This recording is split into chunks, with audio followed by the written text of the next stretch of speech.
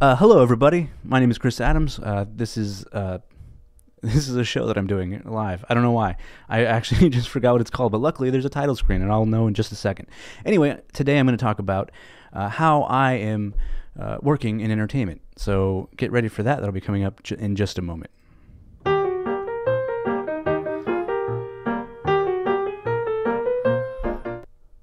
This afternoon tonight. That's the name of the show. I am really tired. I just did a full day of work, and I'm just doing this for the fun of it.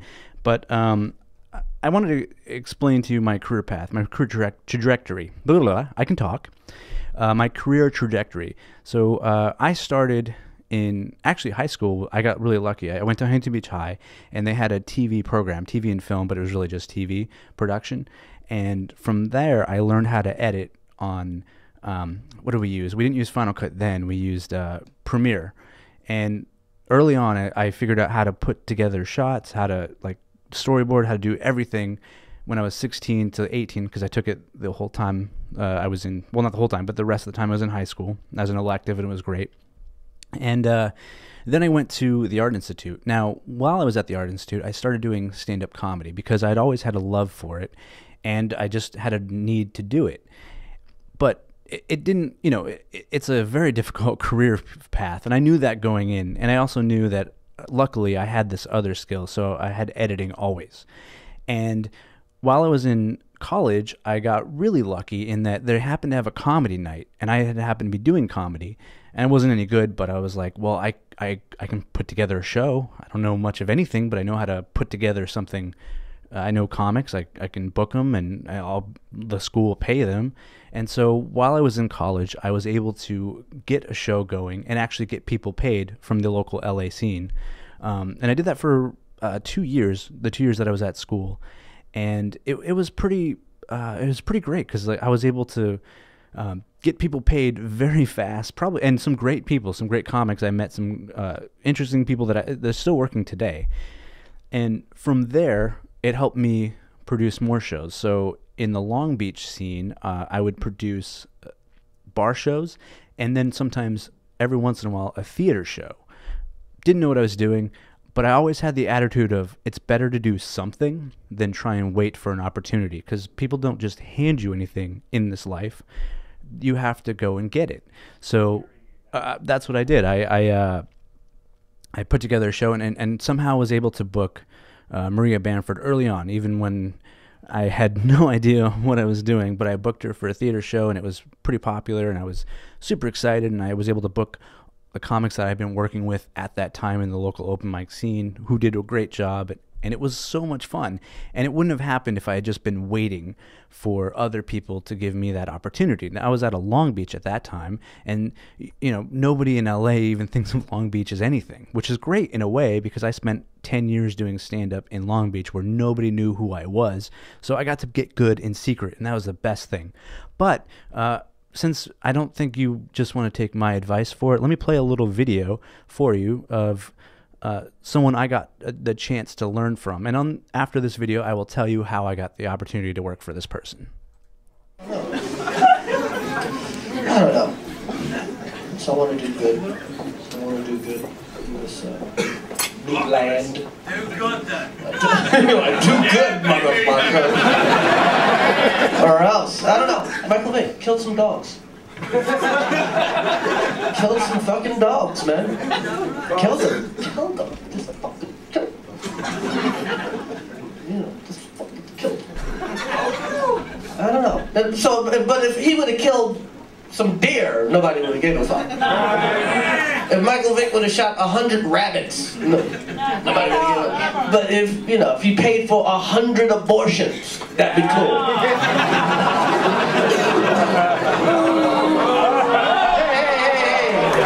The great guys take chances, and if you take chances, you're not going to kill every day.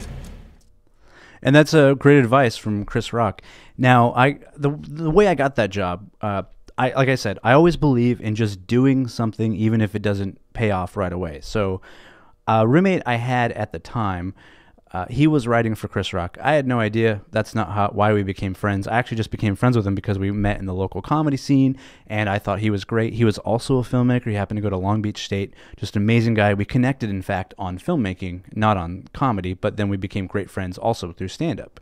And I would shoot videos for him. I made this one, the web series that I still have on YouTube called The Open Micers, and they're not all great, but I would just do them every week just to do them, because I always, like I said, I always believe do something, even if it doesn't lead to anything. Well, this happened to lead to him offering me that job where he said, hey, I have this video project I want to edit together. I know you're an editor. Could you do it? And I said, absolutely, because I just love working. So he hands me the footage, and then I look at it, and I was shocked that it was Chris Rock in London, and I edited the heck out of that, and I made something that Chris Rock approved, and we ended up putting it up on his website. Part of that video was actually, that was some of it, but I can't show the whole thing. But again, I didn't wait for other people to just hand me an opportunity. I said, hey, I have to do something. And so luckily that led to that. But because of that, several years later, again, I thought that would lead to something. Didn't end up working out. Still had to go work at a coffee shop, do whatever I had to do to survive, because I believe you just survive and keep doing comedy. So I worked at the coffee shop, did comedy, and then eventually I got this opportunity to work for Jim Jeffries and Eddie Ifft on their show. And I edited for their website and their podcast, and I did video. Now, again, the whole time I'm working at a coffee shop, and I'm thinking, I'm kind of in entertainment, but I'm really not. And this is like kind of depressing, but it's also kind of fun because I get to be around great comics and I get to just hang out with them all the time. And I did that for at least, I think, a year or two for absolutely no money. And again, just happy to be there, just excited to work for the people that I looked up to. And again, I would get random jobs in entertainment here and there. Like I'd work on TV shows, and I've worked on 2 feature films. I don't know if they're any good. I haven't seen them. Who knows? But again, I just like to work, and I was just happy to be involved. Now, the job I have now, I actually got because of Eddie Ifft, and it wouldn't have happened if I had been ungrateful. So that's the key. Whatever you do, be happy to be there and just do the best job you can, even if it doesn't give you monetary payback, because who knows what it could lead to. And even if it doesn't lead to anything, you did something good. But anyway, he calls me one day, and this is at the darkest point in my life. This is right after.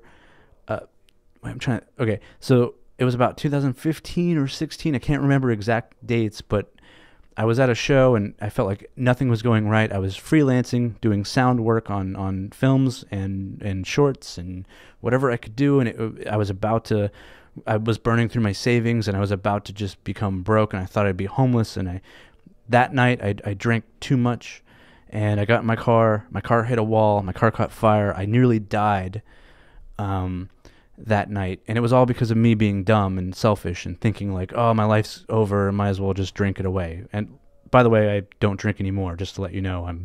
I've quit everything. But at that time, I was being stupid, and I drank, and I almost died. Luckily, I didn't. The best thing that ever happened actually was getting that DUI, because it straightened my life out. But right after I got out of jail, like about a month or 2 later, Eddie Ifft calls and says, I have an opportunity for you. My manager needs an editor. And that's where I'm at now. I'm at this company, and I've been kicking ass. I put in overtime. I'm happy to work with everybody I work with. Ian Bagg is an amazing person. I love working with him, and I love working with Ruben Paul and Johnny Sanchez. And I'm every day, I'm just excited to be there. And things have been going really well because gratitude. So if there's any secret to success, I would say work hard, do what you say you're going to do, and be happy to be there. So I want to thank everybody for watching. I hope this helps those that are trying to make it. Don't give up, because even when it seems like it's the darkest, I guarantee you, if you have a good attitude and you just work really hard, I guarantee you're going to get an opportunity when you least expect it. I mean, that's how I got a show at the Hollywood Improv for a year. I did this bar in Fullerton, and Matt and I, a friend of mine in comedy, would just do an hour each. I would do material. He would just riff because he was that talented. He's a great writer. And we just did it for 2 people and the bartender. And the bartender, I didn't know this at the time. I just thought it was just a bartender at this bar. Happened to be a manager at the Improv. A year later, she goes back to the Improv. Now I got a show at the Hollywood Improv for 1 year. I hustle. I make sure it's packed every single show. And again, just happy to be there. I make my own tickets because they don't always give you tickets. So I was like, let me hustle. Let me make something so people have something physical. I can hand it to them and say, hey, I have this show on Sunday at 10. They gave me a hard time slot, but I hustled and made sure that it was packed. And, you know, again, I was just happy to have the opportunity.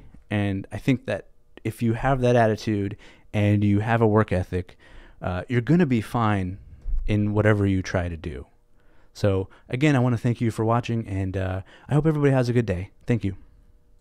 This is what I always do when I drink usually, but usually in private. But let me do it in front of you. Yes! Happiness, are you in there?